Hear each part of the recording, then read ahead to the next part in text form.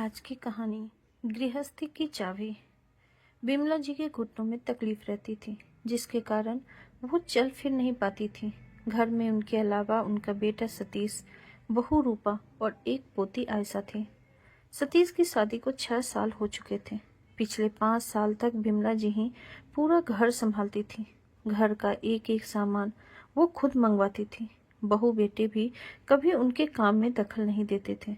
बिमला जी पूरे रौब के साथ घर में रहती थी। सतीश और रूपा पर पूरा कंट्रोल रखती थी। कहाँ जाना है, आज घर में क्या बनेगा, घर में कितना राशन आएगा। साथ ही सतीश की सारी सैलरी का हिसाब भी वे अपने पास ही रखती थी। शुरू शुरू में रूपा को इससे बड़ी तकलीफ होती थी, लेकिन जब सतीश ने समझाया, माँ की बात का बुरा नहीं मानना करो, पापा के टाइम से सारा घर वो ही संभालती आ रही हैं, अब वो अपना वर्चस्व खोना नहीं चाहती, तो हम ऐसे ही चलते देते हैं। धीरे धीरे रूपा भी इसी रंग में रंग गई। अब उसे अपनी सास से कोई प्रॉब्लम नहीं थी। वो किचन का काम संभालती, उसमें भी बिमला जी अपनी पसंद का खाना बनवाती थी। कुछ दिन बाद रूपा अपने आप को फ्री मानने लगी कि सारी जिम्मेदारी तो माँ जी उठा ही रही हैं। लेकिन अभी 1 साल पहले उनकी अचानक तबीयत खराब हो गई। 1 महीने तक बिस्तर पर पड़ी रही। अगला महीना शुरू हुआ तो हर बार की तरह सतीश अपनी सैलरी लेकर माँ के पास गया। बिमला जी ने कहा, बहू को बुलाकर कहा, अब यह तुम रखो, मुझसे अब कुछ नहीं हो पाएगा, इस घर की बागडोर तुम ही संभालो। यह सुनकर रूपा बोली, नहीं माँ जी, सब कुछ आप ही संभालेंगे। अब बैठे बैठे बस काम बताती जाइए, हम करते जाएंगे जैसे पहले करते थे। यह सुनकर सतीश को बहुत आश्चर्य हुआ कि कुछ साल पहले तो यह घर की बागडोर संभालने के लिए उससे झगड़ पड़ती थी, अचानक इसे क्या हो गया। बिमला जी बोली, लेकिन बहू, कल मुझे कुछ हो गया तब भी तो तुम ही संभालोगी। रूपा ने जवाब दिया, नहीं माँ जी, आपको कुछ नहीं होगा, आप ही संभाल रही हैं और आप ही संभालेंगी। उस दिन से बिमला जी का स्वभाव बदल गया। उन्हें बहू के रूप में बेटी नजर आने लगी। पहले तो सारा कुछ अपने हाथ में इसलिए रखना चाहती थी कि कहीं मेरे बेटे बहू मेरे ऊपर जुल्म न करने लगे, कहीं बेटा आंखें न बदल ले, कहीं मुझे घर से न निकाल दे। रूपा पहले की तरह ही माँ जी की पसंद की सब्जी बनाती थी। घर का सामान वो खुद लेने जाती थी, लेकिन आकर एक एक पैसे का हिसाब अपनी सास को देती और बाकी बचे पैसे भी उन्हें दे देती। एक दिन रूपा अपने पीहर गई थी। सतीश अपने ऑफिस जा चुका था। शाम को दोनों वापस आ गए। तब बिमला जी ने दोनों को अपने कमरे में बुलाया। बेटा, मैंने आज वकील को बुलाकर अपनी वसीयत कर दी है। यह घर तेरे नाम कर दिया है और ये तिजोरी की चाबी, जेवर, रुपए, पैसे सब मैं बहू को देना चाहती हूँ।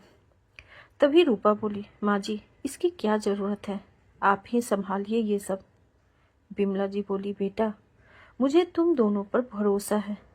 जैसा कि आजकल हो रहा है, बुजुर्गों के साथ बुरा सलूक किया जा रहा है, मैं उससे डर गई थी, लेकिन अब मुझे तुम दोनों पर विश्वास है, इसीलिए मैं ये सब तुम्हें सौंप देना चाहती हूँ। अगले दिन से रूपा सब कुछ संभालने लगी। बिमला जी निश्चिंत होकर अपने कमरे में बैठी रहती थी, लेकिन उन्हें ये देखकर और भी आश्चर्य हुआ कि उनकी बहू आज भी उनकी पसंद का खाना उनसे पूछ कर बनाती है। अगर दोनों कपड़े खरीदने जाते हैं तो पहले साड़ी अपनी सास के लिए लेती थी।